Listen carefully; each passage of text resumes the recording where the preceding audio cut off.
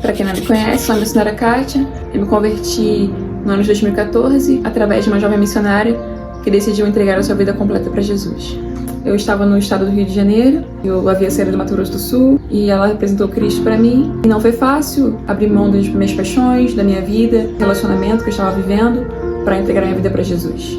Quando eu aceitei a Jesus, eu não imaginava que o evangelho seria tão desafiador, que eu deveria renunciar tantas coisas, inclusive esse relacionamento que eu estava vivendo de amor. Eu não sabia que era tão difícil ser cristã, porque eu havia ido para a igreja, eu ia para a igreja quando eu era adolescente, criança, mas eu não tinha um encontro com esse evangelho de verdade da palavra. Eu não sabia que o evangelho machucava tanto. E nesse período de renúncia, eu decidi aceitar, mergulhar, mas foi bem doloroso, bem desafiador, largar, abrir mão dos meus maus hábitos, segundo a palavra. Até eu chegar aqui, assim que eu me converti, eu ouvi uma profecia de uma pregadora. No final do culto, tinha uma fila para pessoas serem oradas. Ela orou por mim, ela disse que eu seria uma missionária. Ela disse: eis que vejo uma grande missionária. Disse que o Senhor iria me levar a muitos lugares. Eu fiquei feliz por aquela profecia, mas eu não imaginava que eu iria ser tão processada por Deus para ser liberta da soberba, da vaidade. Eu era muito vaidosa com a minha aparência, com cores dessa vida, coisas materiais. Eu não imaginava que iria doer tanto abrir mão de tudo isso por amor a Jesus. E nesse período eu passei por processos de falta, passei por processos de dores, processos de rejeição, pessoas que eram meus amigos me deixaram, eu também deixei algumas amizades, condição financeira também. Eu fui para uma outra direção que não tinha nada a ver com a vida que eu estava vivendo. Eu passei por muitas situações difíceis mesmo, espirituais, emocionais e até financeiras, onde eu tinha muitas cores materiais, e nesse período de renúncias eu acabei com uma mala pequena que tinha 8 quilos de minhas roupas e sapato, coisas pessoais que eu carregava de um lado para o outro, e a minha única esperança era que Deus pudesse fazer algo dentro de mim. Eu não imaginava que esses desertos iriam me forjar o caráter. Eu não imaginava que era necessário passar por faltas. Às vezes a gente pensa que não tem que passar por faltas, que isso vai nos traumatizar. Mas às vezes o que a gente pensa ser um trauma é uma libertação da nossa alma. É Deus dizendo para nós, através de um deserto: você não depende de comida, você não depende de roupa, você não depende de um relacionamento, você não depende de nada disso, você precisa depender apenas da minha presença. E quando eu fui passando por esses desertos, era a minha alma sendo limpa, o caráter para ser forjado de um cristão. Quando a gente deixa Deus fazer o que Ele quer com a gente, Deus usar a vida, nossas circunstâncias para nos transformar. E pouco a pouco eu fui permitindo ser transformada pela graça. Eu não bati na porta de homens, não fui atrás de pessoas, de relacionamentos. Eu simplesmente permiti que Deus me forjasse através de faltas, de rejeições familiares, de portas de emprego.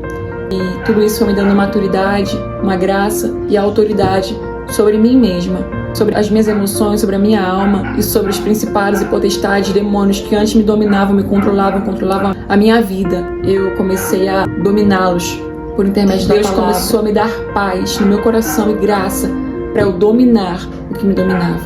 Conheci o Gabriel um pouco antes da pandemia. Conheci através de uma moça que trabalhava comigo numa loja como vendedora. Era algo para mim que era humilhante, porque eu havia tido antes um trabalho melhor que isso. Nessa loja eu conheci a irmã do meu esposo. E nesse dia eu lembro que quando eu a vi a primeira vez, o Espírito Santo disse para mim para eu fazer amizade com ela, para me aproximar dela, para conversar com ela. E ela me disse que tinha um irmão que era um transexual, pediu para eu orar por ele. Eu dei uma palavra de fé para ela. Eu lembro que nesse dia eu disse que a nossa guerra não é contra carne e sangue, mas é contra principados e potestades. E eu disse que eu ia orar por ele. Fazia parte de um grupo de oração, e a partir de então eu comecei a orar fervorosamente pelo ele nas minhas orações. Foi um ano de orações pela vida dele, sem conversar, sem falar com ele, sem vê-lo. E o Espírito Santo me incomodava. Eu lembro que eu fui para um outro estado e o Senhor me levantava pelas madrugadas e eu orava pelo Gabriel para que o Senhor o libertasse e transformasse a sorte dessa irmã que estava sofrendo, desta mãe também que estava chorando pelo seu filho. Um ano depois de conhecer essa jovem e orar por esse rapaz, eu tive a oportunidade de falar com ele pessoalmente, de abraçá-lo, e eu vi que ele estava muito parecido a uma moça, uma menina, estava se sexualizando, tomando os hormônios. Eu tive compaixão na vida dele e me dispus a conversar, a orar, e dessa amizade e respeito ele começou a se abrir ao evangelho, porque ele era ateu, ele não gostava de cristãos. O Espírito Santo foi me dando sabedoria através desse último trabalho que eu fiz nessa loja. Eu trabalhava muitos jovens, onde eu conheci a irmã dele.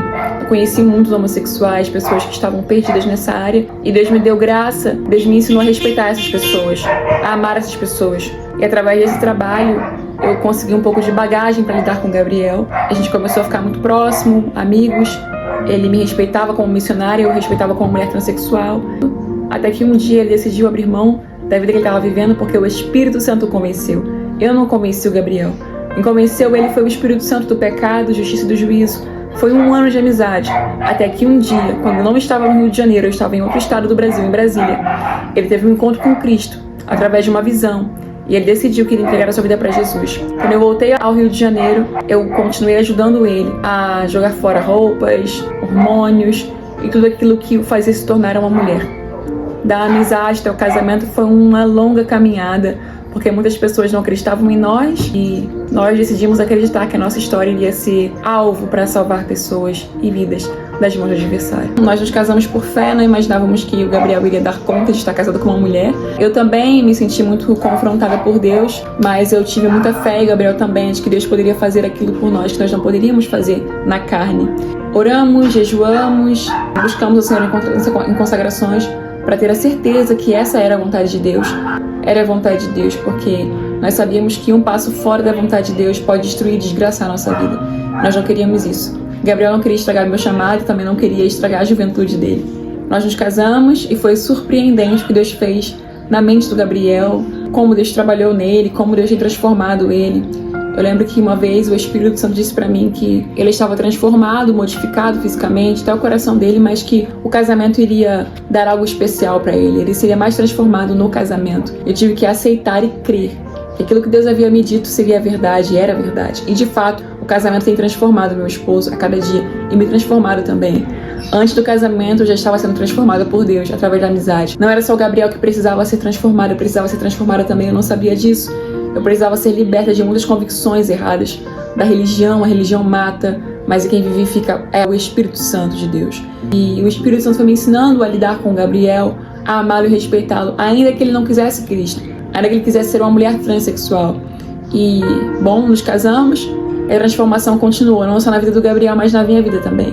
É um desafio para nós estarmos casados, como eu creio que é um desafio para todo mundo que é casado. E a etapa dos filhos foi algo que Deus estava nos pedindo, que nós precisávamos ter filhos para solidificar mais nosso relacionamento, nosso testemunho, nossa chamada.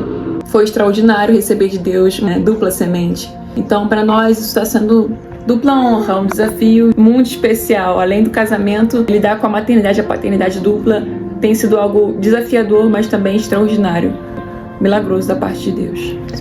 Eu espero que através desse movimento a gente possa alcançar muitos jovens que estão perdidos, não só na transexualidade, não só na homossexualidade, mas estão completamente perdidos fora da santidade de Deus. Não entendem que o quarto não é apenas para dormir e acordar, mas o quarto é um lugar de ter experiências extraordinárias com Deus.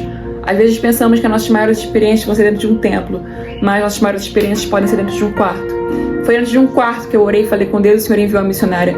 Dentro de um quarto era onde Deus me levava para conversar e convencer uma ex-mulher transexual que ele estava caminhando o caminho errado, caminhando caminhos de morte, não de vida. Deus me levou ao quarto desse jovem para conversar com ele, para muitas vezes ministrar a palavra para ele. O quarto é um lugar de esconderijo, lugar é quarto de intimidade. Espero que através desse projeto quarto, muitos jovens, muitas mães também possam ser alcançadas. E vocês podem bater na porta do quarto dos filhos de vocês, porque muitas vezes eles estão isolados no quarto, mas eles esperavam ser abraçados, que vocês simplesmente se importassem com a vida deles. Muitos jovens estão jogados no quarto porque seus pais não se importam mais com eles, porque agora a internet está fazendo o papel do pai, da mãe, do irmão, do amigo. Mas no final de contas, no quarto, às vezes um jovem está só esperando para ser abraçado, para ser ouvido. Então eu espero que pais abram seus olhos, jovens também abram seus olhos. Eu espero que outras pessoas também sejam alcançadas, pessoas que estão vivendo fora da palavra de Deus e estão morrendo por isso. E se você estiver desesperado, triste, independente da sua escolha, e queira mandar um direct pra gente, mandar uma mensagem, pedindo uma oração, uma conversa, uma ajuda, a gente está disposto a isso, a te ajudar, a orar com você. As ferramentas que Deus me deu para ajudar o meu esposo, eu quero colocar à sua disposição, para te ajudar, para te limpar, para te libertar. Eu não sou melhor do que você, eu só simplesmente aceitei que Cristo podia me transformar, me limpar, me libertar. Não foi religião, não foi um templo, foi o Espírito Santo dentro do meu quarto. Eu espero que esse mesmo Espírito que me transformou dentro do meu quarto, transformou meu esposo dentro de um quarto, possa transformar você dentro do seu quarto.